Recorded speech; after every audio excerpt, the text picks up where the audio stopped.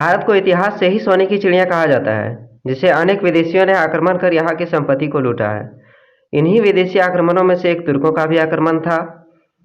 जी हाँ दोस्तों, मैं बात कर रहा हूँ मध्यकालीन भारत में आक्रमण करने वाले महमूद गजनी की, जिन्होंने भारत पर कुल 17 बार आक्रमण किए। नमस्कार दोस्तों, स्वागत है आपका हमारे YouTube चैनल में। दोस्तों, अगर आप चैनल पर पहली बार आए हैं तो चैनल को सब्सक्राइब कर बेल आइकन प्रेस कर दें ताकि सभी वीडियोज़ का नोटिफिकेशन सबसे पहले आप तक पहुँचे। तो आइए दोस्तों, वीडियो को शुरू करते हैं। अरबों के बाद तुर्कों ने आक्रमण किया। गजनी वंश की स्थापना 932 ईस्वी में अलप्तगिन ने की। अलप्तगिन समनी वंश के शासक अबुल मलिक का गुलाम था। उसकी प्रतिभा और सैनिक गुणों को देखकर अबुल मलिक ने उसे खुरासान का गवर्नर नियुक्त किया। अबुल मलिक की मृत्यु के बाद अलप्तगिन ने अफगानिस्तान के पास एक नया राज्य बनाया और गजनी को राजधानी घोषित किया। गजनी वंश को यामिनी वंश भी कहा जाता है। अलप्तगिन की मृत्यु के बाद सुबुक्तगिन गद्दी पर बैठा, जो शुरुआत में एक गुलाम था जिसे अलप्तगिन ने खरीद लिया था। सुबुक्तगिन के गुण और प्रतिभा से प्रभावित होकर अलप्तगिन ने उसे अपना दामाद बना लिया और अमीर उल उमरा की उपाधि से सम्मानित किया। 1 नवंबर 971 ईस्वी को सुबुक्तगिन का एक पुत्र हुआ जिसे महमूद गजनी के नाम से जाना जाता है। सुबुक्तगिन भारत पर आक्रमण करने वाला पहला तुर्क शासक था। इन्होंने 986 ईस्वी में शाही वंश के राजा जयपाल के खिलाफ आक्रमण किया और जीत हासिल की। दोस्तों, भारत पर आक्रमण करने वाला पहला तुर्क शासक प्रीतिगिन भी कहा जाता है। सुबुक्तगिन की मृत्यु के बाद 998 ईस्वी में 27 वर्ष की अवस्था में गजनी गद्दी पर बैठा।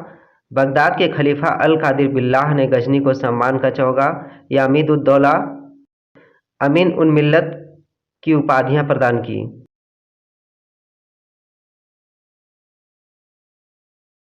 सुल्तान की उपाधि लेने वाला पहला शासक महमूद गजनी को ही जाना जाता है। सुल्तान की उपाधि तुर्कों ने शुरुआत की, जिसे बगदाद के खलीफा ने दिया था। महमूद गजनी ने कुल 17 बार भारत पर आक्रमण किया, जो पहला 1000 ईस्वी और अंतिम 1027 ईस्वी थी। 1001 ईस्वी में गजनी शाही वंश के राजा जयपाल के खिलाफ आक्रमण किया, जिसमें उसे जीत हासिल हुई। इस युद्ध को वहिंद की पहली लड़ाई भी कहा जाता है। वहिंद की दूसरी लड़ाई गजनी और आनंदपाल के बीच हुई। इसमें भी गजनी की जीत हुई। 1008 ईस्वी में गजनी ने नगरकोट हमला किया, जिसमें उसे मूर्तिवाद के खिलाफ पहली सफलता बताई जाती है। इसी कारण भारतीय इतिहास में इसे बुद्सिक्कन अर्थात मूर्ति भंजक के भी नाम से जाना जाता है। गजनी का सबसे चर्चित आक्रमण 1025 ईस्वी में होने वाले गुजरात के सोमनाथ मंदिर का है। गजनी ने सोलंकी वंश के राजा भीमदेव के खिलाफ आक्रमण किया।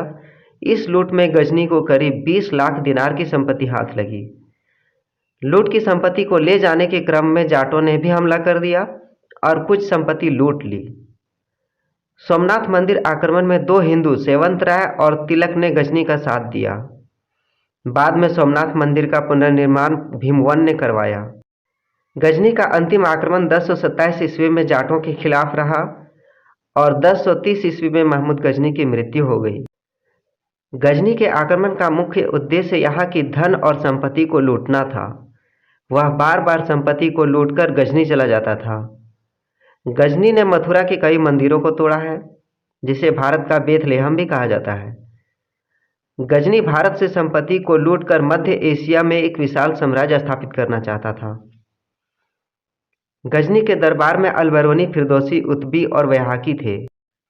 अलबरूनी एक फारसी कवि था जिसने किताबुल हिंद या तहकीकात हिंद की रचना की, जिसका अर्थ है भारत का खोज। फिरदौसी एक फारसी कवि थे जिन्होंने शाहनामा को लिखा है। उतबी के पुस्तक का नाम किताब उल यामिनी था। वैहाकी तारीख सुबुक्तगिन।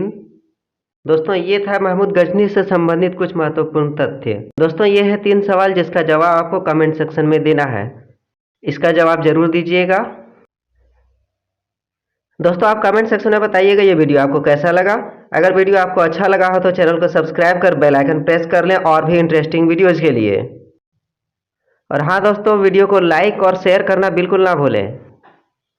धन्यवाद। मिलते हैं अगले वीडियो में।